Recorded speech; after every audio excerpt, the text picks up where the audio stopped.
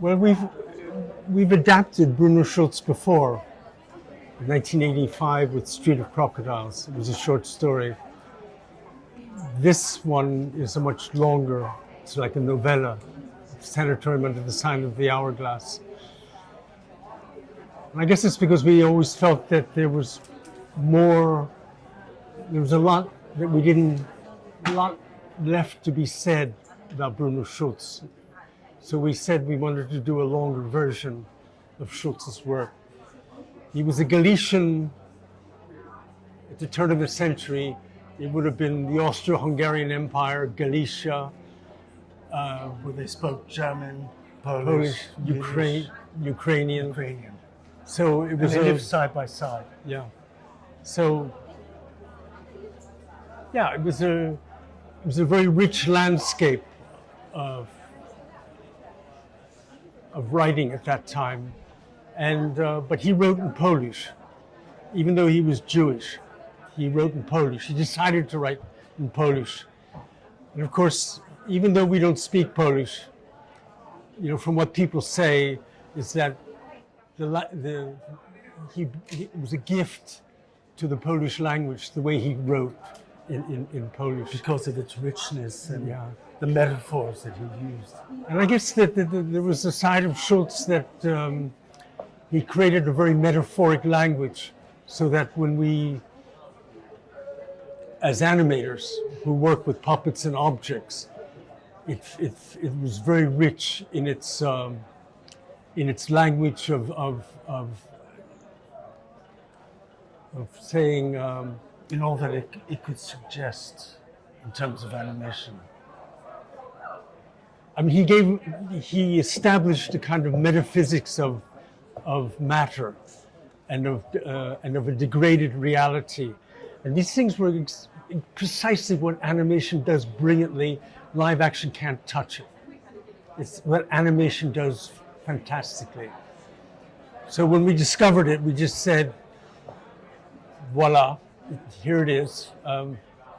It's a challenge, it's an adventure, and a discovery of all these sides of Schulz that are basically hidden.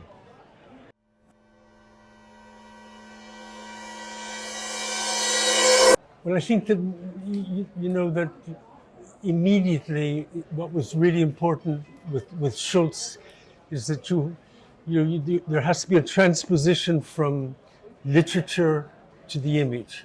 It's a little bit like when they say that you know, Claude Debussy, when he wrote La Mer, he used Turner's paintings as the source material. So you always feel that artists they move sideways to another way of creating another world, because there's no way that, you know, you have to take literature and then make it visual.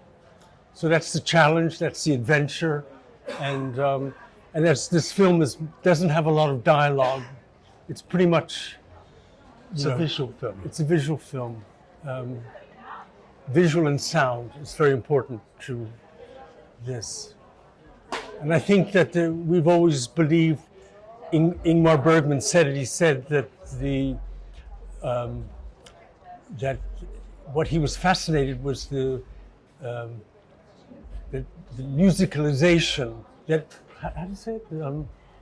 That he was more concerned about the laws of music rather than the laws of dramaturgy. And that's something that we followed for the entirety of we always have the music first.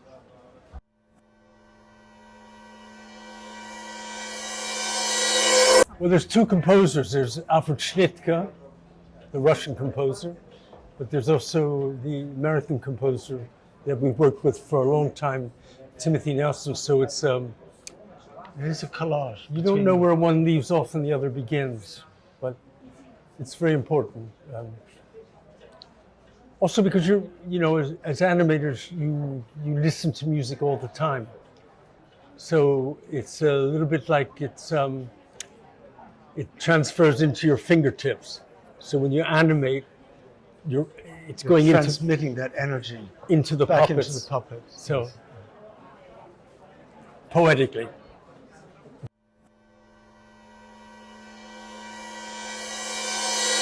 Well, it's like the 7 days.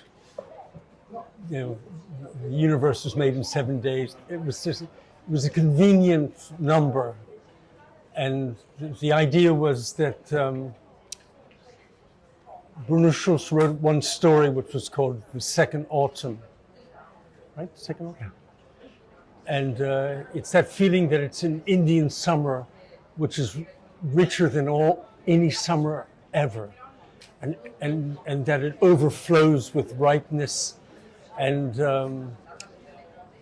that this was it gave rise to this fictitious